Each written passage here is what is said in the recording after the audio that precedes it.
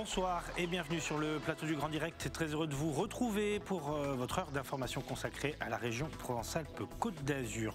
Une question ce soir, dans les Alpes-Maritimes, où sont les aires d'accueil pour les gens du voyage?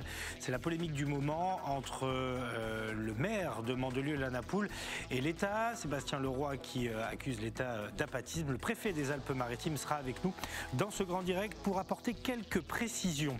Sauver les oiseaux, cet établissement dont nous suivons le feuilleton, les salariés étaient reçus au ministère de la Santé et les choses sont plutôt en bonne voie pour cet établissement qui lutte contre l'obésité infantile dans le Var, à Sanary très exactement, les oiseaux menacés de fermeture. Enfin, l'épopée des Minots, cette équipe qui a sauvé l'Olympique de Marseille il y a quelques années maintenant.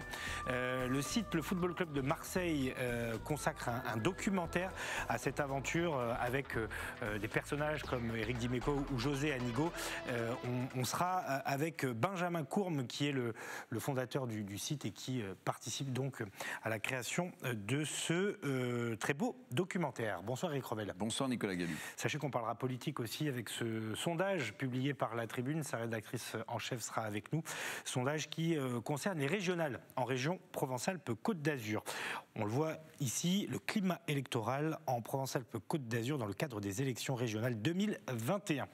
Avant cela, Bernard Gonzalez, donc le préfet des Alpes-Maritimes, est avec nous. Bonsoir monsieur le préfet. Merci d'avoir accepté notre invitation.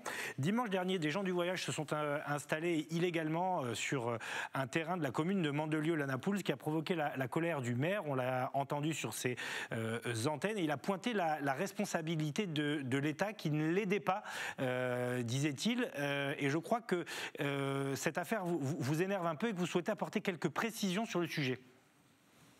Bien, écoutez, bonsoir. Il m'a semblé utile de préciser un peu la situation. La situation dans le département des Alpes-Maritimes pour ce qui est de ce sujet des gens du voyage que vous connaissez d'ailleurs depuis longtemps, depuis de longues années, puisque le département des Alpes-Maritimes dispose d'un schéma qui date de 2015, un schéma qui n'a pas été signé par les collectivités territoriales, qui doit être révisé, qui doit être renouvelé. Et à ce jour, donc, il n'y a pas de disposition précise. Donc, la loi Besson s'applique dans le département des Alpes-Maritimes comme dans le reste de la France. Et dans les communes où les obligations ne sont pas remplies, ce qui est le cas de Mandelieu, qui ne dispose pas d'aires d'accueil pour les gens du voyage, à partir du moment où des occupations illégales interviennent, et c'est vrai, et nous avons, avec la commune de Mandelieu, déjà dans le passé, travaillé ensemble sur ces sujets pour obtenir une mesure d'évacuation forcée avec la gendarmerie.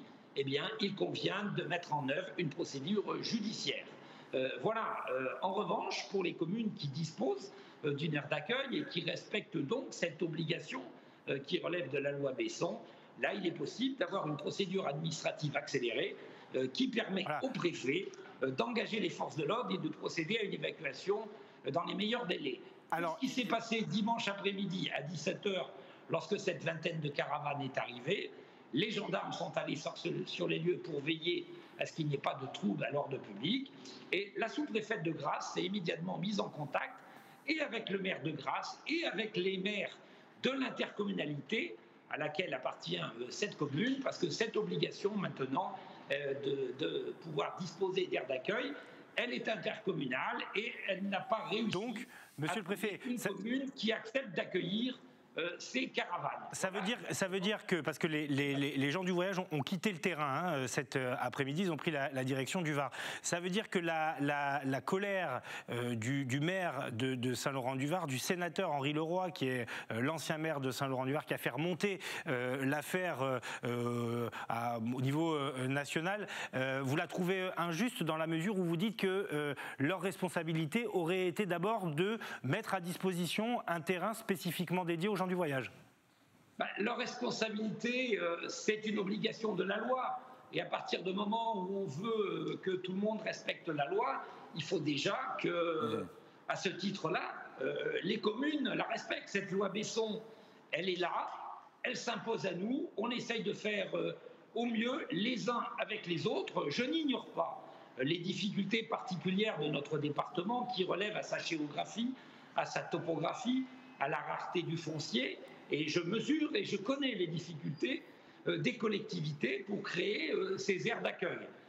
Dans le département, certaines communes et donc intercommunalités en sont munies, d'autres ne le sont pas. Et à partir de là, effectivement, s'expose à ce que l'intervention de l'État soit liée à une procédure judiciaire. Oui. Néanmoins, nous avons travaillé avec la gendarmerie dans le cadre de discussions, de négociations avec les gens du voyage, et nous avons pu obtenir leur départ en milieu de journée, comme nous l'avons précisé. Monsieur le préfet, il faut rappeler quand même ce que c'est précisément la loi Besson qui date de juillet 2000, je crois. Cette loi, du nom du ministre Éric Besson, impose aux communes de plus de 5000 habitants d'avoir un lieu d'accueil pour les gens du voyage. Or, Mandelieu, c'est une commune de 22 520 habitants. Donc en fait, au regard de la loi Besson, ce que vous nous dites, mais ce n'est pas la seule, je crois que Antibes, Valoris, peut-être Nice sont dans la même situation, cette commune de Mandelieu devrait impérativement, pour respecter la loi, avoir cet espace d'accueil. Or, ce n'est pas le cas. Non, alors juste, monsieur Revel, je corrige votre propos parce que justement, Nice, Antibes et Valoris sont les collectivités du département des Alpes-Maritimes qui disposent d'une aire d'accueil. Ah, elles disposent d'une aire d'accueil. Et oui, qui dispose d'une aire d'accueil. Et maintenant, cette appréciation sur l'existence d'aires d'accueil, elle se fait dans le cadre des intercommunalités, ce qui fait que l'on peut dire que la CASA dispose d'aires d'accueil, la métropole Côte d'Azur en dispose. Bien entendu, il y a encore du travail à faire, puisque dans le schéma qui avait été fait en 2015, il était prévu un minimum de 850 places d'accueil, et qu'à ce jour, on n'en compte pas 200 dans l'ensemble du département. Je ne vous cache pas que depuis mon arrivée sur le territoire des Alpes-Maritimes, c'est un sujet sur lequel j'ai tenu à travailler, à avancer, parce que je me suis rendu compte que chaque week-end, à certaines périodes de l'année, nous étions confrontés à l'appel de maires qui se trouvaient dans l'embarras, et on les comprend, et nous devions gérer dans l'urgence, parfois dans des conditions difficiles, pour trouver des terrains permettant le stationnement de ces caravanes. J'ai organisé et j'ai tenu et j'ai obtenu le soutien du président Ginesy en septembre dernier, fin septembre dernier, une commission élargie des gens du voyage pour poser le problème, leur dire que oui, il faut définir des aires d'accueil et que oui, il faut également pouvoir bénéficier d'une aire de grand passage, sans devoir mettre en place des formules lourdes impactant le territoire, puisqu'on n'aura jamais ici de grands rassemblements avec plusieurs centaines de caravanes.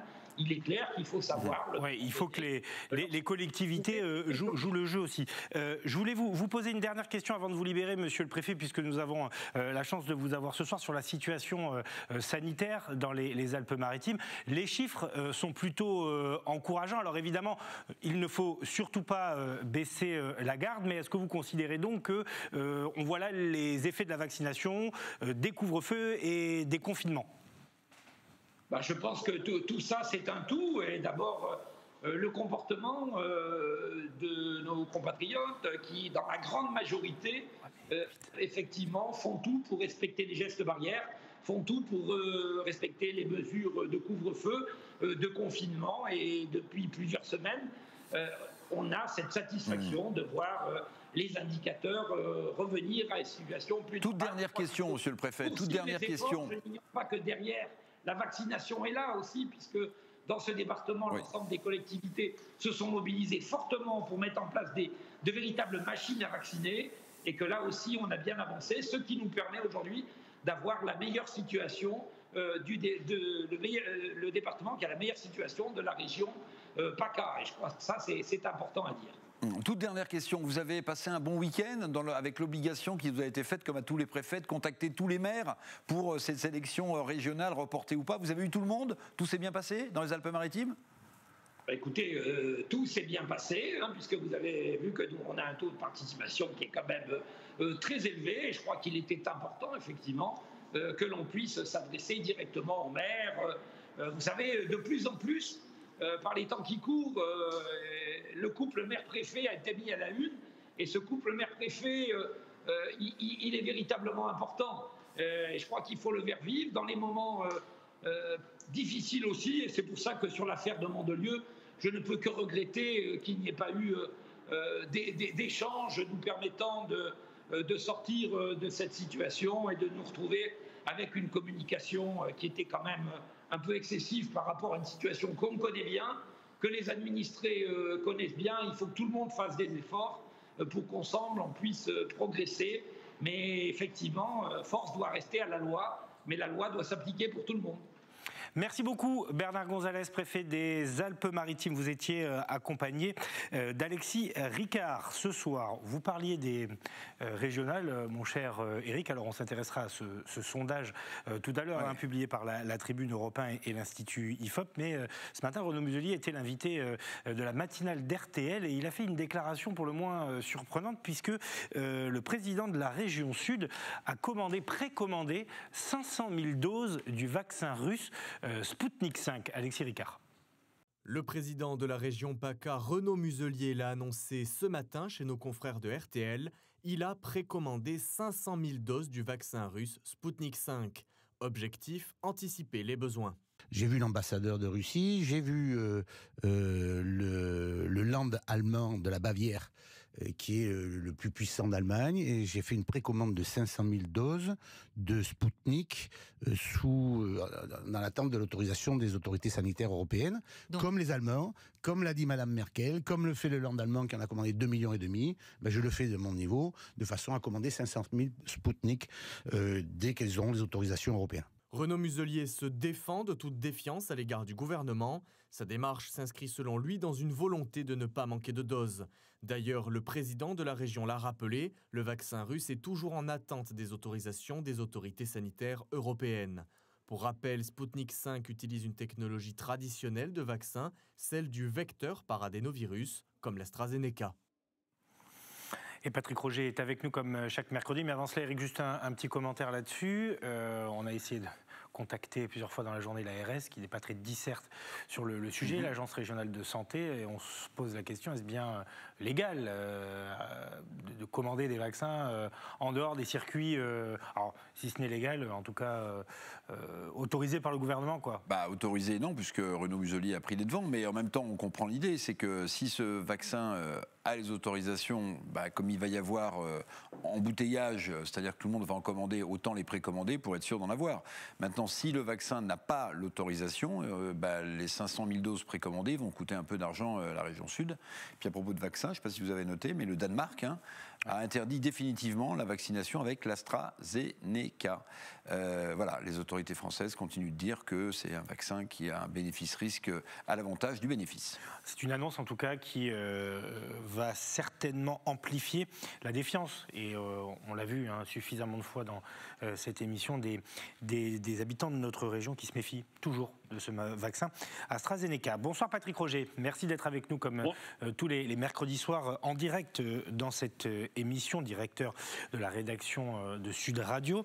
Emmanuel Macron doit-il prendre la parole une fois que nous aurons franchi la barre symbolique des 100 000 morts liés à la Covid-19? On se rapproche là des 99 000. Ce sera donc le cas malheureusement dans les jours qui viennent. Et doit-on d'ores et déjà organiser une journée de commémoration? C'est une question qui se pose parce que le président devrait prendre la parole.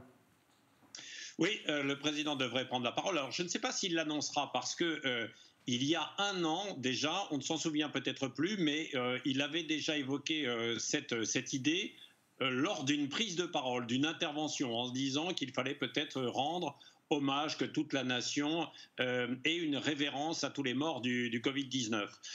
Aujourd'hui, il y a eu un point presse, comme chaque mercredi, du porte-parole du gouvernement, Gabriel Attal, qui a dit « Il y aura évidemment ce moment d'hommage et du deuil pour la nation en faveur des victimes de l'épidémie ». Oui, parce qu'on approche, vous l'avez dit, de la barre des 100 000 morts, probablement cette semaine. Mais rien n'a encore été décidé, que ce soit sur la date, sur la forme. Est-ce que ça va être un mémorial, une minute de silence? Pour l'instant, rien n'est tranché. D'autant que Gabriel Attal l'a précisé aussi, c'est vrai que pour l'instant, toutes les forces doivent être engagées dans la bataille contre le Covid. Mais c'est vrai que cette idée avance. À la mairie de Paris, par exemple, il y a eu un vœu adopté hier sur un texte pour qu'on travaille à un lieu de mémoire ou à un moment de mémoire, donc à un hommage aussi à ces victimes. Anne Hidalgo l'avait déjà annoncé il y a quelques semaines, ça avait fait polémique, c'était retombé et c'est reparti hier. Dans la classe politique, c'est la même chose. Il y a une suggestion qui a d'ailleurs été lancée par l'un des députés de la République En Marche, qui est Mathieu Orphelin. Cette idée, elle n'est pas unique à la France. À l'étranger, on en parle beaucoup. Il faut savoir qu'à Londres, il y a déjà un mémorial sous la forme d'un mur gris le long de la Tamise, dans le centre de Londres, où il y a des dessins, où on peut écrire les noms. En Espagne, face à l'hôtel de ville, il y a déjà une vasque, même chose depuis quasiment plus d'un an.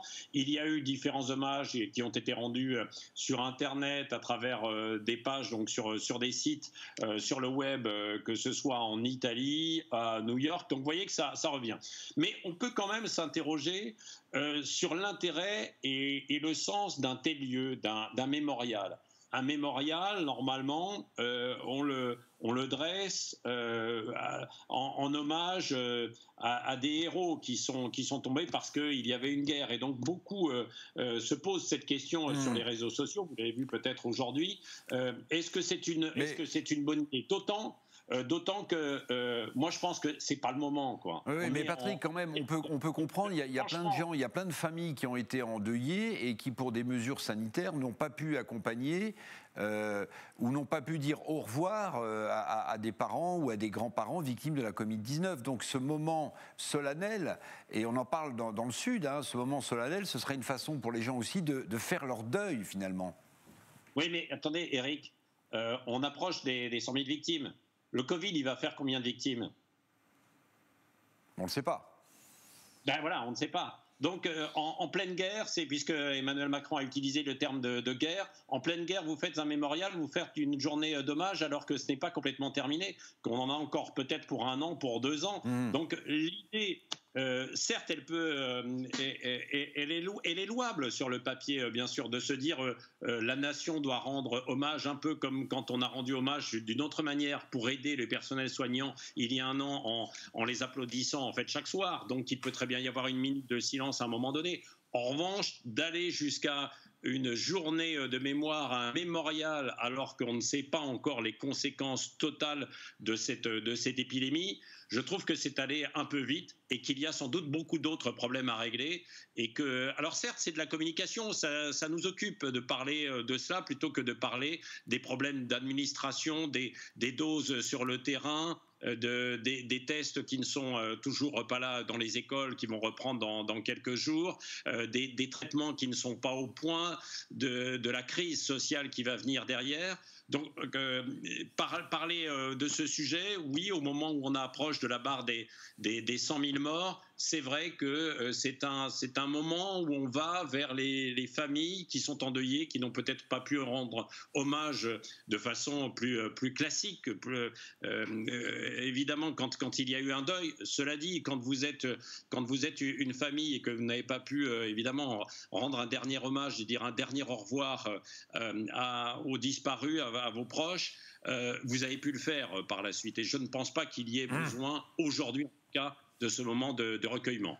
Merci beaucoup Patrick Roger. À demain matin sur les ondes de Sud Radio et à la semaine prochaine dans ce grand direct.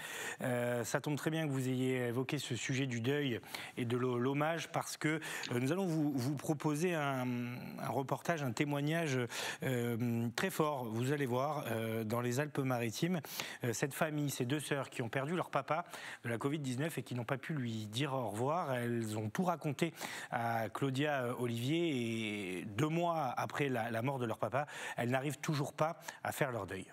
Ça, c'était avant le Covid, ça. Ça, c'était avant le Covid. Il y a 2 mois, Carmen et Alexia ont perdu leur papa. Début février, Carmelo, âgé de 87 ans, attrape le Covid. Le 16 février, il est hospitalisé dans le département en urgence pour une embolie pulmonaire. Le soir même, son état devient critique. Et on nous dit, ben voilà, votre papa, son état s'est aggravé.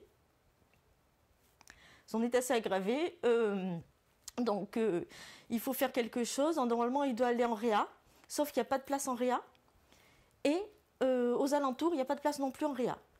Donc en gros, c'est très violent. On vous dit ça et vous ne savez pas quoi faire. Vous dites, mais qu'est-ce qu'on est en train de me raconter? Mais alors c'est quoi la solution? Qu'est-ce qu'on fait? Avec un protocole sanitaire strict, elles n'ont eu d'autre choix que de lui dire au revoir par téléphone. Donc je lui dis, tu es fort papa, sois courageux, bats-toi, on t'aime. Et il me dit, à bientôt.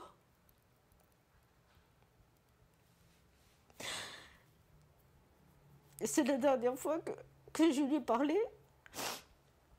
Le lendemain, il décède des suites d'une crise cardiaque. Elles font incinérer leur papa sans même avoir pu voir son corps.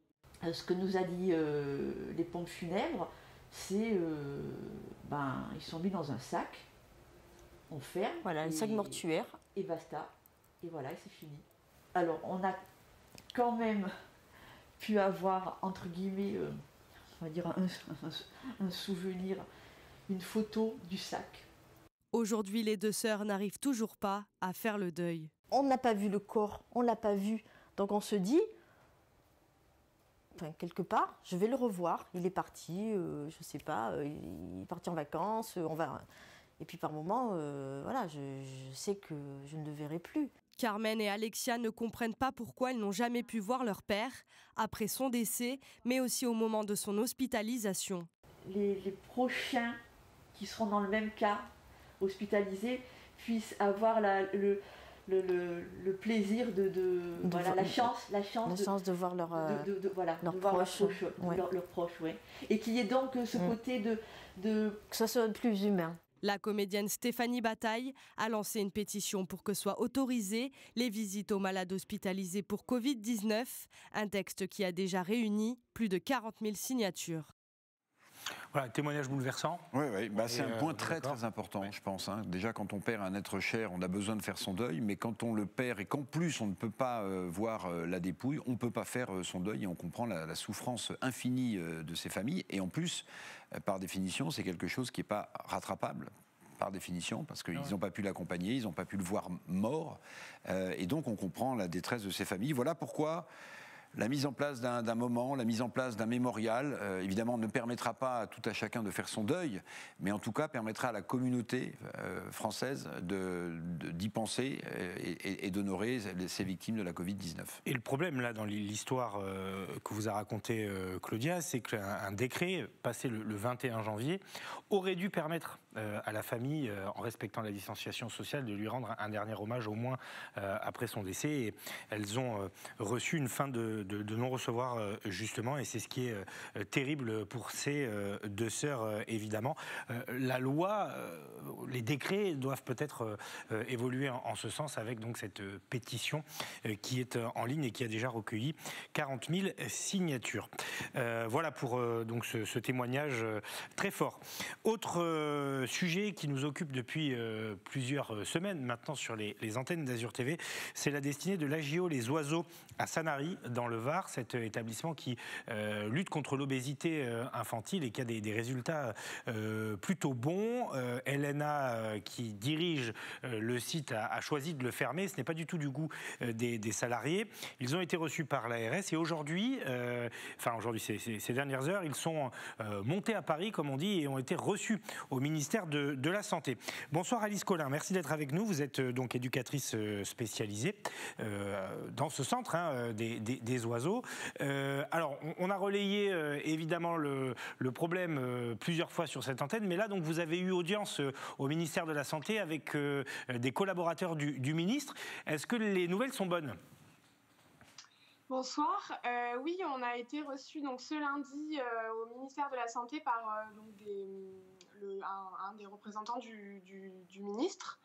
Les nouvelles sont bonnes, les nouvelles sont encourageantes en tout cas. On avait besoin de ce rendez-vous-là pour avoir la force d'avancer encore et ça a été fait. Donc voilà, on avance en tout cas. Il y a une 60aine de salariés, c'est ça, sur le site ? Oui, 81 salariés. Ouais. 81 salariés qui, pour l'instant, se préparent à une fermeture parce que c'était la volonté de LNA Santé qui prétend que le site n'est plus adapté. C'est ça ? C'est ça. Alors 81 salariés qui se préparent à une fermeture, en tout cas qui essaient de lutter contre, je pense que c'est plus juste, au nom du projet, au nom de l'expertise de l'équipe et de l'engagement de l'équipe. Oui, on essaye de faire entendre notre voix et de faire valoir notre projet qui est important et qui a vraiment sa place dans la société actuelle pour les jeunes obèses de la région, mais aussi en France. Alors avant que vous nous parliez de ce que vous faites au sein de la JO les oiseaux, concrètement aujourd'hui sur la table, quelle solution vous avez ? Est-ce que l'idée c'est de faire revenir sur sa décision le groupe LNA ou de porter un nouveau projet de reprise avec un nouveau groupe, porté peut-être même par les salariés ? Quelles sont les options dont vous disposez ? Alors la volonté là aujourd'hui c'est de trouver une alternative à la fermeture, continuer avec LNA, je pense que c'est pas la volonté ni d'un côté ni de l'autre. Donc là nous ce qu'on défend et ce qu'on recherche à faire c'est trouver un repreneur et voilà, vous l'avez dit, défendre notre projet, celui qui n'a pas été porté par LNA jusqu'à l'ARS. Donc nous voilà, on vient défendre un projet qui est en place depuis 1 an avec une équipe, donc comme je disais, qui est experte dans ce domaine et qui est compétente. Et c'est un projet qui est mis en place par une équipe médicale qui est stable à l'heure actuelle, une équipe éducative qui est motivée. Enfin, vraiment, on est dans un moment où l'équipe veut continuer et veut défendre son projet. Mais vous avez besoin d'un nouveau groupe derrière pour assurer financièrement ?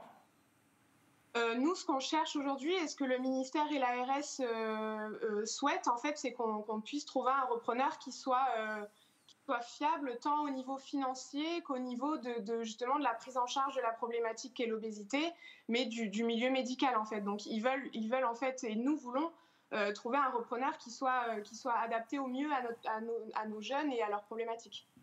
Alice Collin, est-ce que les collaborateurs d'Olivier Véran avec lesquels vous êtes entretenus, ils ont pris des engagements ou ils vous ont écouté poliment ? Ils ont écouté, ils étaient au courant de notre avancée. Et en fait, ce qui a été important pour nous, c'est surtout qu'ils ont validé en fait la légitimité de ce combat et la place de cette structure. Ils ont aussi validé qu'il y avait un vrai besoin en fait en région. Donc oui, ils valident la nécessité l'intérêt de faire perdurer cette structure, ça c'est certain. Donc elle n'est pas obsolète, comme le dit LNA, selon le ministère de la Santé ? En fait, là où le bas blesse, j'ai envie de dire, c'est qu'il se fie à une époque où l'établissement avait besoin justement d'évoluer, avait besoin de passer, de mettre en place et d'ajuster certains de nos modes de prise en charge, ce qui a été fait. On a eu un contrôle de l'ARS il y a maintenant 2 ans et ils nous ont demandé de mettre à jour nos pratiques, ce qu'on a fait. Et c'est aussi ce pourquoi on a eu l'autorisation de continuer, en fait. Donc c'est un peu en désaccord avec ce qu'avance LNA, en effet, parce qu'il y a une demande qui est énorme, parce que oui, le projet est viable et correspond, contrairement à ce qu'ils peuvent dire, aux recommandations de l'ARS.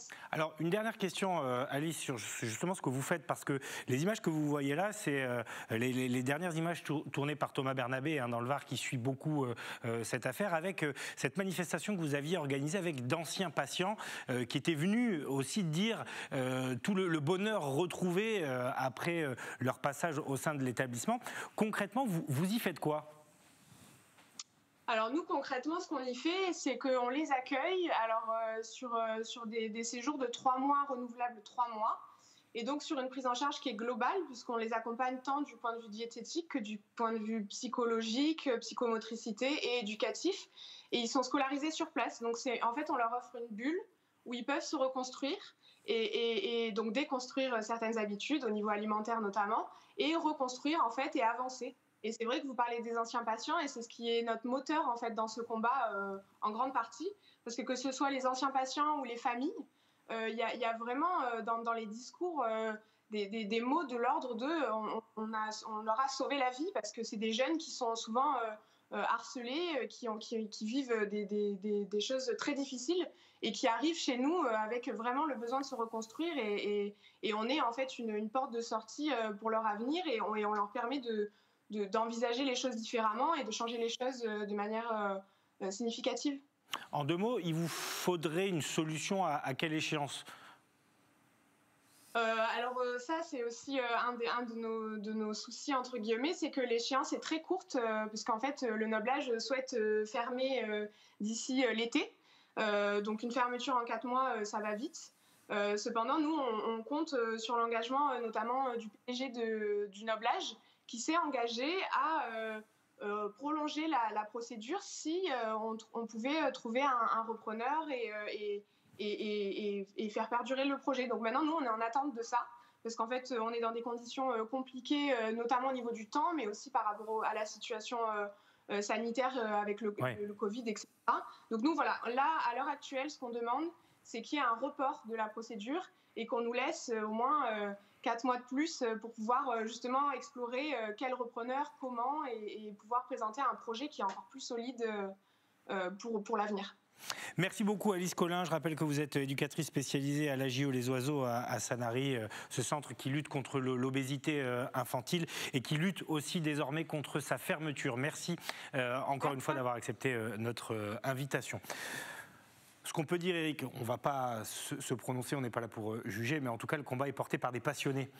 Et sur un sujet aussi important que l'obésité infantile, et les témoignages, nous les avions entendus dans ce grand direct, le combat est noble. Oui, bien sûr, le combat est noble et je pense que c'est quand même toujours une bonne chose que ces représentants soient reçus au ministère de la Santé. Peut-être que c'était d'ailleurs une visioconférence. Non, ils sont allés à Paris. Ils ont été à Paris. Reçus. Bon, voilà. Maintenant, c'est vrai qu'il y a tellement de situations de détresse autour de l'obésité, notamment des plus jeunes, qu'un centre comme celui-ci, c'est un service public incontournable, me semble-t-il. Après, c'est aussi une entreprise.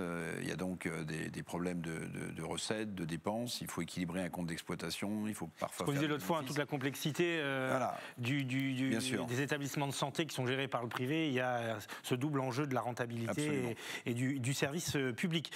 On va évoquer dans quelques minutes maintenant les élections régionales et ce sondage publié par la Tribune Europe 1 et l'Institut IFOP. Mais avant cela, Éric, on va rester plus ou moins avec vous dans le Var, parce que vous allez nous parler du gel et de ses conséquences. On en parlait hier avec ce reportage sur les agriculteurs du Var qui ont beaucoup souffert. Et le dossier est maintenant entre les mains de l'Europe, c'est ça ? Oui, alors en fait... Ça devrait être dans les mains de l'Europe ? Oui, alors en fait, je pense que ça va intéresser tous les agriculteurs des Bouches-du-Rhône, du Var et des Alpes-Maritimes, parce que on voit des images fortes, le gel, on voit parfois des images fortes d'agriculteurs en souffrance qui manifestent, mais en coulisses, il y a une négociation qui ne fait pas du tout de bruit, qui est la négociation autour de la politique agricole commune qui intéresse tous les agriculteurs du Sud notamment. On sait que l'État français va devoir répartir 9 milliards d'euros, ce sera applicable à partir du 1er janvier 2023, et on sait que l'agriculture en France est un bien national essentiel. Donc cette politique agricole commune et les négociations qu'il y a en ce moment entre Bruxelles et les États, dont la France, intéressent par définition tous les agriculteurs des Alpes-Maritimes, du Var et des Bouches-du-Rhône. Alors il y a des primes à la clé, il y a des aides pour les plus jeunes agriculteurs, il y a des aides évidemment pour les éleveurs de bovins, pour les céréaliers, mais il y a un sujet à mon avis qui va peut-être faire grincer des dents, c'est le cap nouveau que Bruxelles veut donner à la politique agricole commune. C'est un cap beaucoup plus écologique. Et à l'état actuel des négociations, 20 à 30%, écoutez bien, mesdames et messieurs les agriculteurs, 20 à 30% des subventions de la PAC seraient versées sur des projets qui intéresseraient l'agriculture écologique, la biodiversité, la réduction des produits phytosanitaires dans les champs. Donc on le voit bien, à côté des difficultés des agriculteurs, à côté de ce qui se passe en ce moment, à cause du gel qui a touché, Nicolas, vous avez raison de le rappeler, notamment le Var, eh bien, il y a un nouveau cap de la politique agricole européenne qui va faire sans doute grincer des dents. Et on voit bien que cette nouvelle PAC, applicable donc au 1er janvier 2023, ne passera sans doute pas comme une lettre à la poste. Voilà pour la situation donc, des agriculteurs qui est suivie de près évidemment dans notre région. On en vient à la politique et à ce sondage publié par l'IFOP Europe 1 et surtout la Tribune. Il concerne l'élection régionale du mois de juin prochain avec, si j'ose dire, le plan qui se déroule comme prévu pour le moment. C'est-à-dire que, a priori, Renaud Muselier pourrait être réélu au second tour. Le président LR qui n'est pas encore déclaré, mais il serait devancé au premier tour par le candidat RN Thierry Mariani et de facto Sophie Cluzel, la tête de liste La République En Marche, jouerait les arbitres parce qu'elle est créditée dans le sondage de 13% des voix. Donc voilà un petit peu le climat actuel. Bonsoir Laurence Bottero, merci d'être avec nous. Rédactrice en chef à La Tribune, le bureau en région Provence-Alpes-Côte d'Azur. Et finalement, ce sondage y tombe à point nommé parce qu'il y a eu une discussion houleuse au bureau d'investiture, la commission d'investiture des Républicains sur une alliance possible ou pas avec La République En Marche. Et si on en croit les chiffres, elle sera obligatoire, au moins au second tour. Absolument. Bonsoir Nicolas. Bonsoir Eric et bonsoir à tous. Effectivement, c'est ce que montre ce sondage, c'est que finalement, si Renaud Muselier fait l'accord avec La République En Marche au premier tour, il sort en tête et il relègue Thierry Mariani. En revanche, en cas d'une triangulaire dès le premier tour, c'est Thierry Mariani qui arrive en tête. Et donc, en revanche, effectivement, allez-y, terminez. Oui, en revanche, au second tour, le président de la région devrait arriver en tête. Il y a quand même 2 points d'écart, c'est quand même peu, donc ça laisse un peu planer le suspense. Voilà, tout est encore loin d'être joué, évidemment, parce qu'il y a pas mal d'incertitudes. Bon, la candidature de Renaud Muselier n'est pas encore officielle, mais elle ne fait guère de mystère.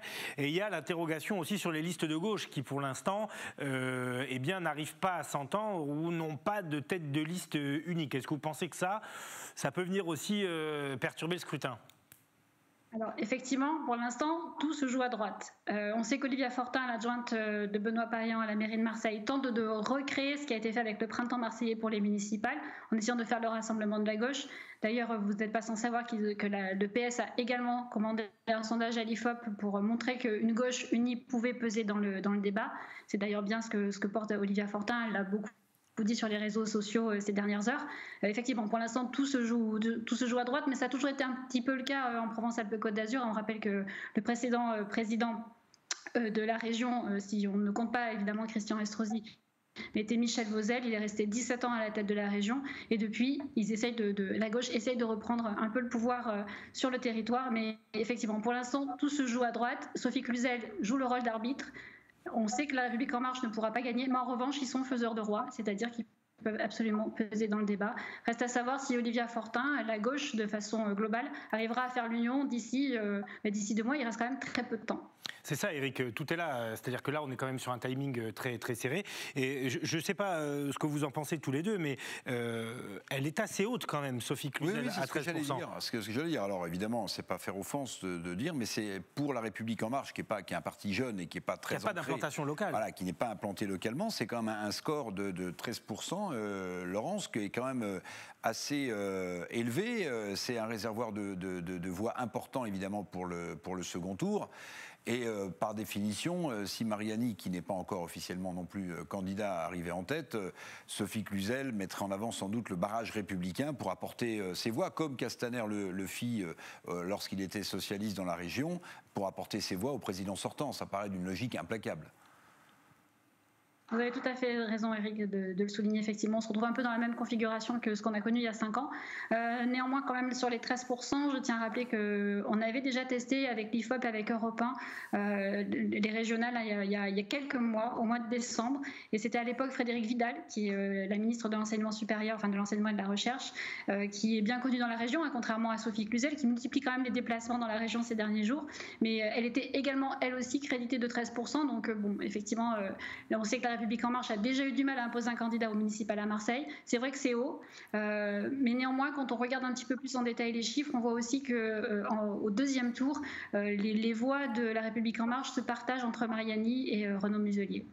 Oui, c'est ça qui est assez déroutant, si j'ose dire, parce qu'il y a quand même un combat qui est mené par l'état-major d'En Marche contre le Rassemblement national. Donc à n'en pas douter, la campagne qui va forcément s'accélérer, puisque ça y est, c'est officiel, hein, il y aura bien des régionales au mois de juin prochain, nous apportera certainement encore son lot de surprises. On peut retrouver évidemment sur votre site internet notamment, hein, mais pas seulement, tous les enseignements de cette étude. Merci à vous, Laurence Bottero, rédactrice en chef donc à la Provence, bureau de notre région. Et à très bientôt dans ce Grand Direct. C'était un plaisir de vous avoir pour parler de ce sujet qui va nous occuper certainement beaucoup dans les semaines qui arrivent. À très bientôt. À bientôt, merci. Bon, pas de vraie surprise sur le duo de tête pour le moment, mais voilà, un chiffre, comme on l'a dit, assez surprenant pour la République En Marche. Je ne sais pas si vous avez lu le Canard enchaîné aujourd'hui. Non. Eric, et il y a un verbatim assez incroyable de la réunion dont je parlais, de la commission d'investiture, avec une opposition frontale entre Éric Ciotti et Christian Estrosi sur justement l'adhésion et le ralliement des listes En Marche, et on voit que c'est un vrai problème, y compris pour les instances nationales, de faire un pas localement vers la République En Marche. Bah oui, puis entre les deux hommes, on voit bien qu'il y en a un, le maire de Nice, qui penche plus du côté de la République En Marche et du président de la République, et un autre, Éric Ciotti, qui incarne l'aile droite des Républicains. Donc ça ne m'étonne pas, bien que je n'ai pas lu le Canard enchaîné, qu'entre les deux, forcément, politiquement, il y a un problème. Il y a celui qui aimerait amener tout de suite ses voix à la République En Marche, et un autre qui dit, en plus, il y aura un candidat à la Républicain. Donc on voit ce que ça peut entraîner comme fêlure, comme brisure, hein, à l'intérieur de la politique locale et régionale. En tout cas, on risque d'avoir droit à une campagne éclair, puisqu'il reste 2 mois avant le scrutin, ce qui est très court, d'autant que Thierry Mariani, c'est pas encore officiel. Renaud Muselier non plus, donc voilà, il n'y a que Sophie Cluzel qui s'est vraiment dévoilée. Autre chose, les calanques de Marseille, là on revient sur des sujets plus actuels avec la saison d'été qui a déjà démarré. Vous le voyez sur ces images, et bien le problème, ce sont les problèmes d'accès, de stationnement anarchique, de sécurité également dans ce parc national, on le rappelle. Et la mairie de Marseille a décidé de trouver des solutions. Reportage signé Valentin Rodriguez. Surfréquentation, stationnement anarchique, cela fait plusieurs années que le parc national des Calanques est victime de son succès. Face à cette problématique, la ville de Marseille a décidé de réagir en mettant en place certaines mesures pour la prochaine saison estivale. Avec l'offre de free floating, que ce soit avec les opérateurs de trottinettes existants, mais aussi avec une offre de free floating de vélo, puisque ça existe. L'idée, ce n'est pas de faire une concurrence à la solution le vélo de la métropole, mais de compléter, puisque la solution de le vélo n'est pas adaptée aux usages et à cet apaisement de la circulation. Nous, on va faire en sorte de proposer une solution alternative. Pour apaiser la circulation, on va aussi mettre en place une zone 30 sur cette zone-là d'accès au parc des Calanques, parce que pour qu'on ait justement ces mobilités alternatives qui rentrent en compte et qui rentrent dans la circulation, il faut qu'on soit sur des zones apaisées. On ne peut pas avoir des voitures qui doublent trop vite les vélos, c'est dangereux, et on a vraiment à cœur d'avoir la sécurité des cyclistes. C'est vraiment un enjeu très important pour nous. Autre enjeu pour améliorer l'accessibilité aux Calanques, la sécurité. Chaque été, 1500 voitures par jour tentent d'accéder notamment à la Calanque de Sormiou. Nous avons également mobilisé un dispositif particulier et conséquent pour la ville de Marseille sur l'entrée évidemment des 3 barrières, Morgiou, Sormiou et Callelongue, qui va nous permettre par un arrêté municipal de mettre un système de barriérage avec des agents de sécurité et avec un système plutôt moderne, puisqu'on va avoir forcément énormément de laissez-passer pour les riverains qu'il faut mettre en place, également pour ce qui s'apparente à de l'activité nautique.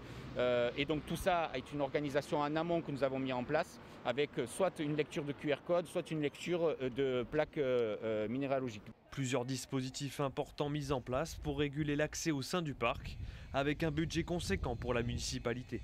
La ville de Marseille met près de 1 700 000 € cette année pour la saison estivale dans tout ce que nous mettons en place, depuis les médiateurs, en passant par les agents de sécurité, les dispositifs que nous mettons à disposition des 3 accès de Calanques, et y compris la mobilisation de la police municipale. Donc c'est conséquent pour la ville de Marseille, c'est pas rien.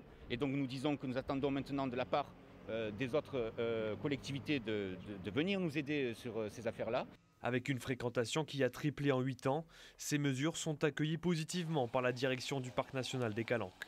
Ce que je peux dire, c'est que c'est une première approche de la ville de Marseille sur les propositions que nous avons élaborées tous ensemble et qu'il faut continuer comme ça. Et effectivement, il faut que l'ensemble des collectivités qui sont parties prenantes et des propriétaires fonciers fassent leur boulot en fonction de leurs compétences. Donc on avance sur la réglementation, on avance sur les propositions de la ville de Marseille. Maintenant, il y a des aménagements à faire en termes de voirie, en termes de stationnement, d'amélioration des transports en commun.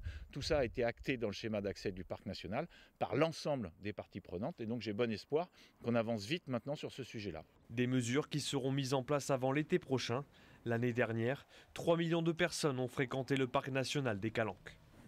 On prend la direction du Var maintenant avant de rejoindre Marseille pour parler de l'OM et de la formidable épopée des Minots, c'était il y a 40 ans, pour découvrir le projet de réhabilitation d'une épave. Le Laborieux, c'est le nom de ce bateau à la Seine-sur-Mer.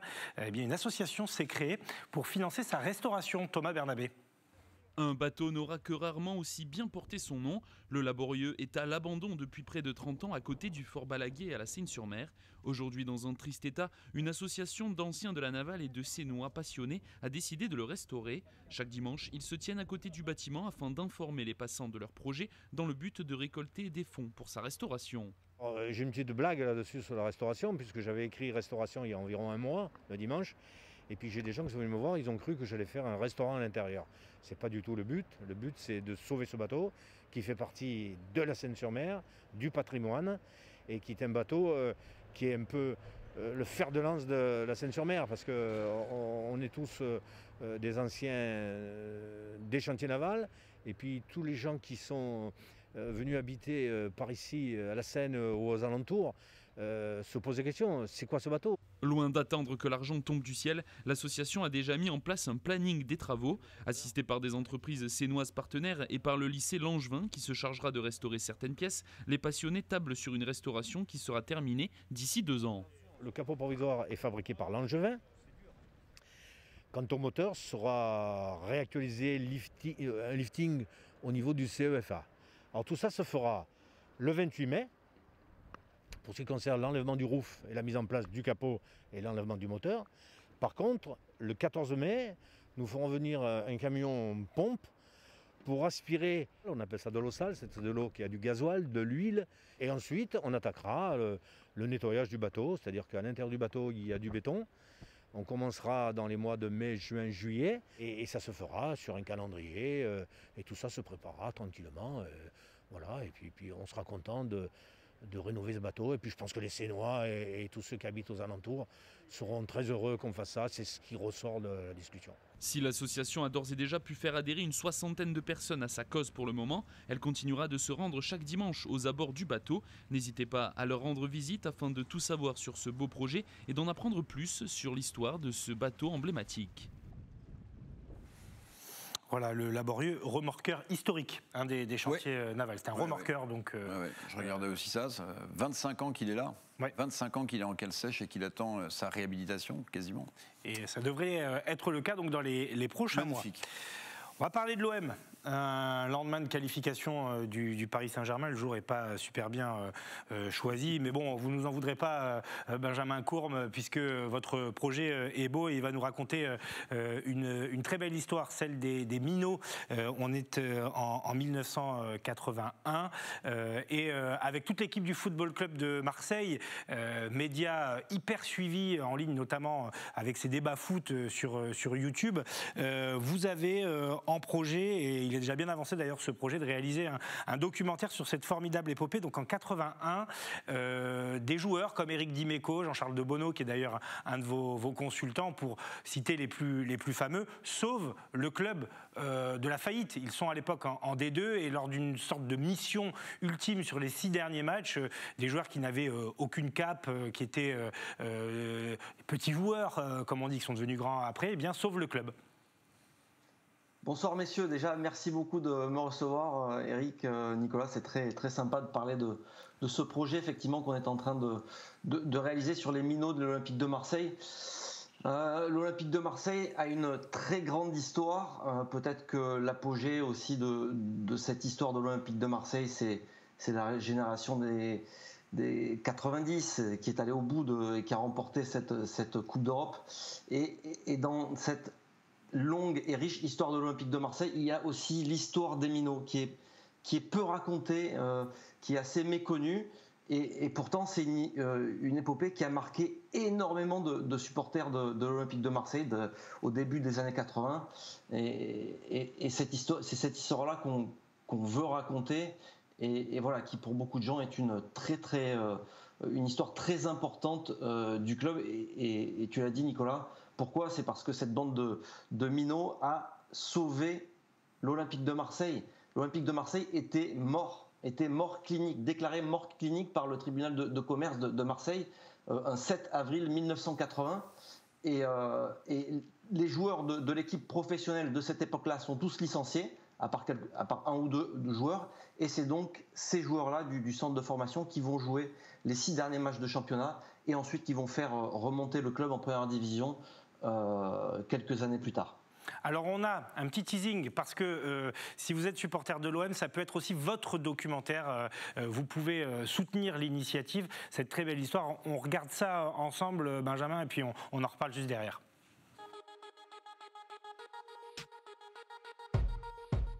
Je ne sais pas s'il y a des équipes qui peuvent revendiquer autant que celle-ci le slogan du club quand même. Nous, il n'y avait pas beaucoup de passes en retrait. Hein. C'est équipe droite au but, quoi. Je pense que les adversaires, en nous voyant déjà arriver chez les pros, personne ne nous connaissait, ils se disaient mais sur qui on tombe là? Qui c'est ces joueurs? Peut-être j'entends, bon, c'était une équipe de jeunes qui faisait que courir, et là. Non, à l'époque, c'est champion de France dans la catégorie des juniors et champion de France dans la catégorie des cadets. Avec la majorité des joueurs qui sont internationaux. Donc si à un moment donné, il y a quelque chose, il y a un potentiel, quoi. Il y avait du football, mais il y avait aussi du répondant. Et ils nous ont pris un petit peu à la légère. Mais nous, pour nous, c'était tellement naturel. Et plus on nous mettait la pression, et plus on leur rentrait dedans.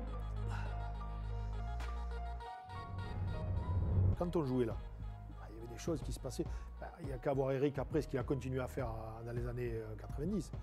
Ce que tu ne pourrais même pas faire une seconde ici, maintenant. Eric, il a bien copié sur ce qu'on faisait nous.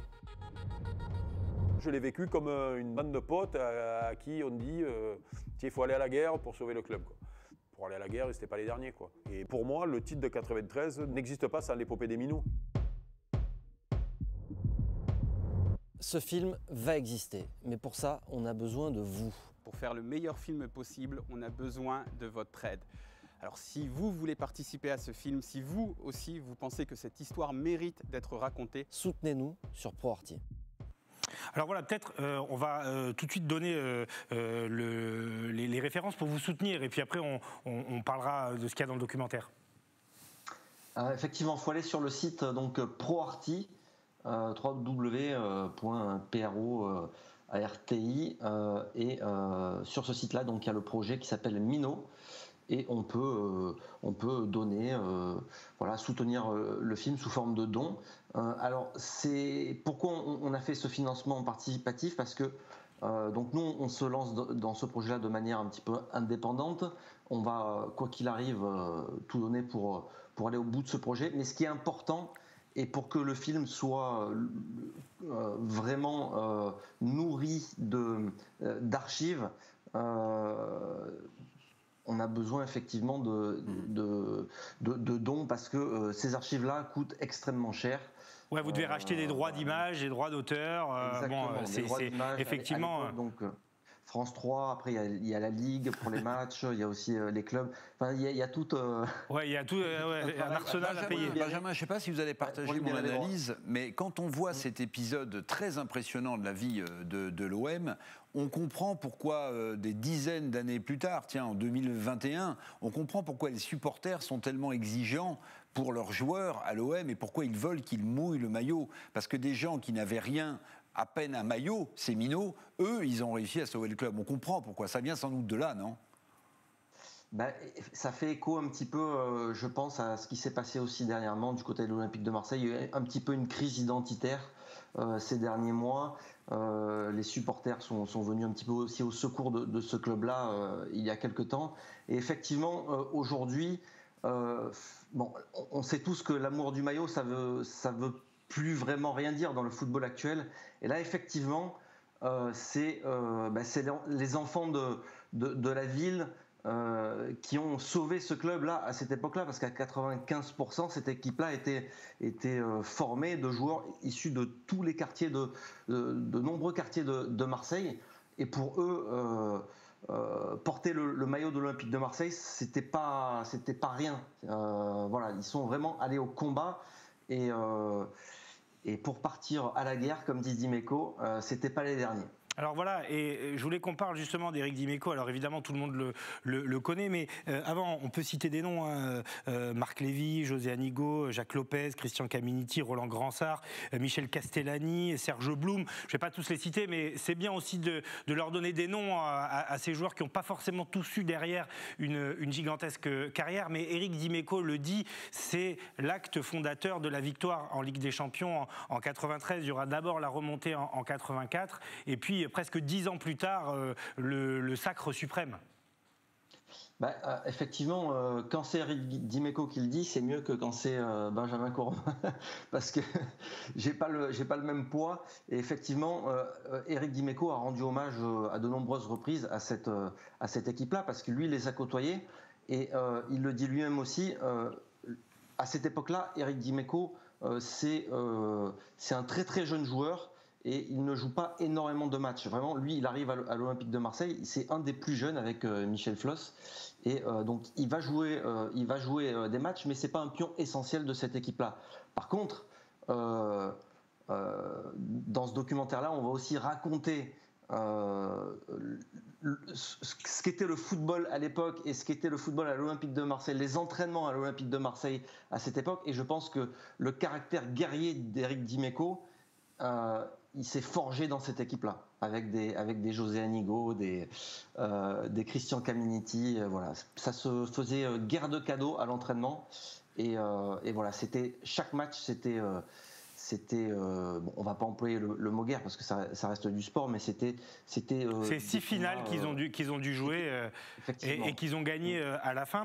Avant de vous libérer, juste dans le contenu, du coup, on aura évidemment ces témoignages, celui de Jean-Charles Debonneau qui est consultant chez vous toujours, et des images. Donc on pourra voir les images. C'est pour ça que vous avez besoin d'argent aussi de ces matchs, de ces finales, de ces entraînements.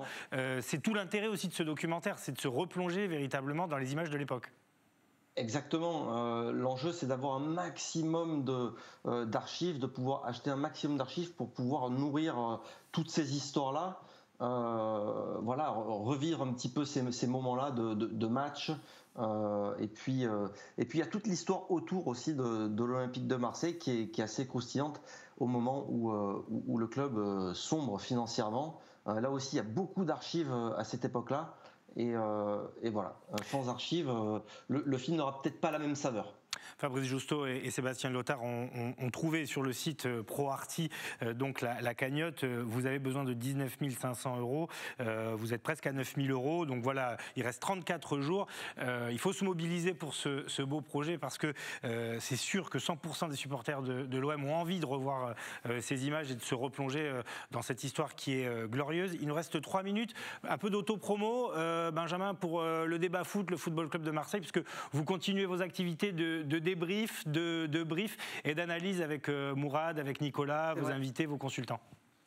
C'est vrai, sur Football Club de Marseille, sur notre chaîne YouTube également, Football Club de Marseille, donc 2 fois par semaine, débat foot Marseille, avec Jean-Charles Debonneau qui nous a rejoint effectivement il y a 2 ans maintenant, et c'est aussi grâce à lui qu'on fait ce documentaire-là, parce que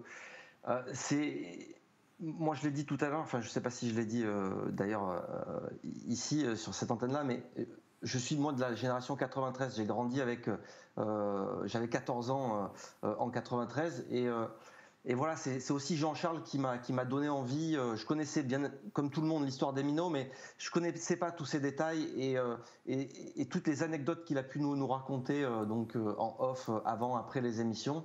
Voilà, c'est aussi grâce à lui qu'on va faire ce beau film. Et voilà, effectivement, sur Football Club de Marseille, toute l'année, 24 heures sur 24, on parle de l'Olympique de Marseille, ce club qui nous a fait rêver, en tout cas moi, depuis très très très longtemps. Vous espérez le sortir quand ? Alors, on espère pouvoir terminer le montage à la rentrée. Ensuite, voilà, c'est un petit peu l'objectif. Dans les mois qui viennent, donc on suivra ça de près, évidemment. En attendant, rendez-vous sur la chaîne YouTube du Football Club de Marseille. Et puis donc ce projet, Les Minots, sur le site ProArty. Vous pouvez y participer, ce sera donc un peu votre documentaire également. Merci beaucoup Benjamin, à bientôt sur les antennes d'Azur TV. Merci beaucoup, c'était très sympa. Plaisir partagé, à bientôt et passez une bonne soirée. Et vous passez le bonjour à toute l'équipe. Eric, c'est la fin de ce grand direct. Merci Nicolas. Écoutez, on va se retrouver demain. C'est la meilleure chose à faire à 19h29. Merci à Sébastien Lyotard, Théo Sarfati, Greg Favot, Fabrice Giusto, Philippe Caudet et Stéphanie Mossman. Bonne soirée à vous, à demain.